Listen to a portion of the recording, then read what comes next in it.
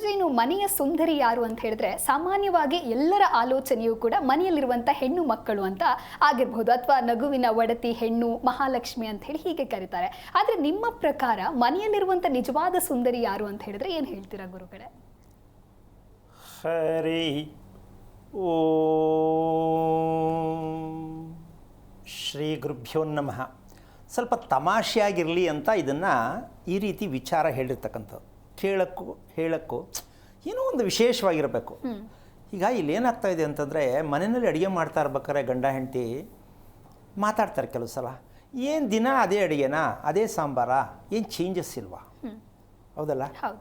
ಗಂಡ ಕೇಳ್ಬೋದು, ಹೆಂಡತಿ ಕೇಳ್ಬೋದು. ಬಟ್ಟೆ ಹಾಕ್ಕೊಳ್ಳೋದ್ರಲ್ಲೂ ಅಷ್ಟೇ, ಅದೇ ಬಟ್ಟೆ, ಚೇಂಜಸ್ಸೇ ಇಲ್ವಾ?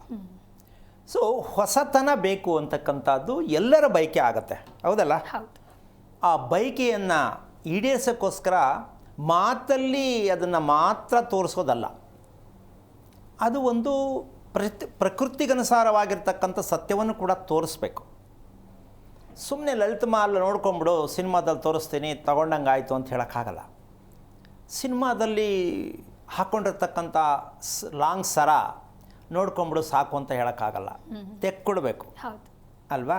ಹಾಗಾಗಿ ಈ ಮನೆಯ ಸುಂದರಿ, ಮನೆಯಲ್ಲಿನ ಸುಂದರಿ ಯಾರು ಅಂತ ಇವತ್ತಿನ ವಿಚಾರದಲ್ಲಿ ಸರಳವಾದ ಒಂದು ಪದ. ಅದು ಏನು ಅಂದರೆ ಬಾಗಿಲು. ಬಾಗಿಲು ಸುಂದರವಾಗಿರಬೇಕಾ ಬೇಡವಾ ಅಂತಕ್ಕಂತಹ ವಿಚಾರ ಹಬ್ಬಗಳಲ್ಲಿ ಮಾತ್ರ ಏನೋ ಒಂಚೂರು ಅವ್ರಿಗೆ ತಕ್ಕಂತೆ ಅಲಂಕಾರಗಳನ್ನ ಮಾಡಿರ್ತಾರೆ, ಹೌದಲ್ಲ? ಹಬ್ಬಗಳಲ್ಲಿ ಪ್ರತಿದಿನ ಅಲಂಕಾರ ಸಾಧ್ಯ ಇಲ್ಲ. ಯಾಕೆ ಆ ರೀತಿಯಾಗಿರ್ತಕ್ಕಂಥ ದೈವದತ್ತವಾದ ಮನೆ ಅಂತ ಹೇಳ್ತಾರೆ. ಯಾವ ಮನೆಯ ಬಾಗಿಲು ಸುಂದರವಾಗಿರುತ್ತೆ ಅದನ್ನು ದೈವದತ್ತವಾದ ಮನೆ.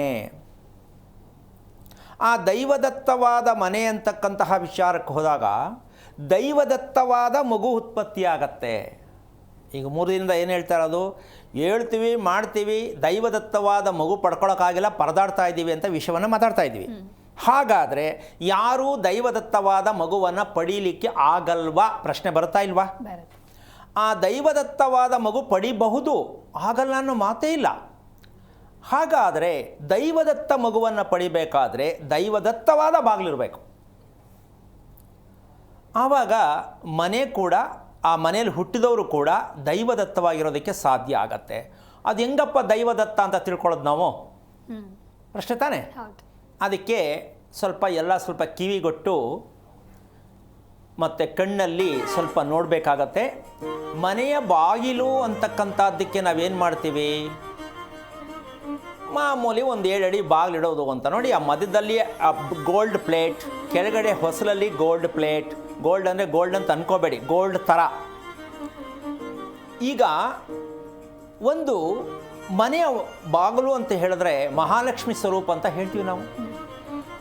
ಅದಕ್ಕೆ ಆ ಬಾಗಿಲಲ್ಲಿ ಇರ್ತಕ್ಕಂತಹ ಒಂದು, ನಾವು ಓಲೆ ಜುಮ್ಕಿ ಹೆಣ್ಣು ಹಾಕ್ಕೊಂಡಾಗ ವಿಶೇಷ ಅಂದ ಚಂದ ನೋಡ್ತೀವಿ. ಹಾಗೆ ಬಾಗಿಲಿಗೂ ಕೂಡ ಚಿನ್ನ ಮುತ್ತು ರತ್ನ ಎಲ್ಲ ಇಡಬೇಕು. ನೋಡಿ, ಮನೆಯ ಪಟ್ಟಿ ಮಧ್ಯದಲ್ಲಿ ಒಂದು ಪಟ್ಟಿ ಇದೆ, ಗೋಲ್ಡ್ ಪಟ್ಟಿ ಥರ ಇದೆ. ಮತ್ತು ಅದಕ್ಕೆಲ್ಲ ಗುಬ್ಬಿಗಳ ಮಧ್ಯ ಇದೆ. ಮೇಲ್ಭಾಗದಲ್ಲಿ ಗೋಲ್ಡ್ ಪ್ಲೇಟ್ ಥರ ಇದೆ, ಕೆಳಗಡೆ ವಾಸ್ಕಾಲ್ನಲ್ಲಿ ಇರುತ್ತೆ. ಇದಕ್ಕೇನೆಂದರೆ ನವರತ್ನ ಖಚಿತವಾದ ಬಾಗಿಲು. ಇದು ಮಹಾರಾಜರು ಕಟ್ಟುವಂಥ ಮನೆಗಳಲ್ಲಿ ಇರುತ್ತೆ.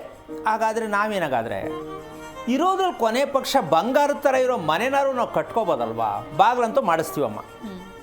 ಇದಕ್ಕೆ ಈ ಬಾಗಿಲನ್ನ ಎಷ್ಟು ದಪ್ಪವಾಗಿದೆ, ಗೋಡೆಗನುಸಾರವಾಗಿ ಎಷ್ಟು ದಪ್ಪ ಇದೆ, ಮರ ಹೇಗಿದೆ, ಆ ಮರದಲ್ಲಿ ಕಾಣ್ತಾ ಇರ್ತಕ್ಕಂತಹ ಗೆರೆಗಳು ಎಷ್ಟು ಚೆನ್ನಾಗಿದೆ, ಆ ಗೆರೆಯಲ್ಲಿ ಉತ್ಪತ್ತಿ ಆಗ್ತಕ್ಕಂಥ ಎಣ್ಣೆ ಅಂಶ, ಔಷಧಿ ಮನೆಗೆಲ್ಲ ಪೂರ್ಣವಾಗಿ ಅದು ಒಳಗಡೆಗೆ ಎಳ್ಕೊಳ್ತಾ ಹೋಗುತ್ತೆ. ಔಷಧದ ರೂಪದಲ್ಲಿರುತ್ತೆ ಬಾಗಿಲು. ಅದಕ್ಕೆ ಆರೋಗ್ಯದಾಯಕವಾದ ರತ್ನಖಚಿತವಾದ ಬಾಗಿಲನ್ನು ಇಟ್ಟಾಗ ಇದೇ ಮನೆಯ ಸುಂದರಿ. ಯಾಕೆಂದರೆ ಅಲ್ಲಿ ತಾವರೆ ಹೂವಿದೆ, ಆ ಕಡೆ ಈ ಕಡೆ ತಾವರೆ ಹೂವಿದೆ. ತಾವರೆ ಹೂವಿನ ಮೇಲೆ ತಾನೇ ಲಕ್ಷ್ಮಿ ಕೂತ್ಕೊಳ್ಳೋದು. ಅದಕ್ಕೋಸ್ಕರವಾಗಿ ಈ ಮೂಲಕವಾದರೂ ಕೂಡ ನಮ್ಮ ಮನೆಗೆ ರತ್ನಖಚಿತವಾದ ಮನೆಯ ಬಾಗಿಲನ್ನು ಯಾಕೆ ನಾವು ಮಾಡ್ಕೋಬಾರ್ದು ಅಂತಕ್ಕಂತಹ ವಿಚಾರ ಇವತ್ತೆಲ್ರಿಗೂ ಸ್ವಲ್ಪ ಇದೇನು ಹೊಸದಲ್ಲ. ಆದರೆ ಆದಷ್ಟು ಮಟ್ಟಕ್ಕೂ ಕಟ್ಟೋ ಮನೆಯಲ್ಲಿ ನಾವು ಏನೆಲ್ಲೋ ದೇವ್ರ ಮನೆಗೆ ಮಾಡಿ ಅಷ್ಟೊಂದು ದುಡ್ಡು ಖರ್ಚು ಮಾಡ್ತೀವಿ. ಆದರೆ ಮುಖ್ಯ ದ್ವಾರದಲ್ಲಿರ್ತಕ್ಕಂಥ ಸತ್ಯಾಂಶಕ್ಕೆ ನಾವು ಖರ್ಚು ಮಾಡೋಕ್ಕೆ ಕಷ್ಟ ಆಗುತ್ತೆ. ಇಷ್ಟಿಗೆ ನೋಡಿದರೆ ಈಗ ಇದು ದೈವದತ್ತವಾದ ಬಾಗಿಲಾಯಿತು.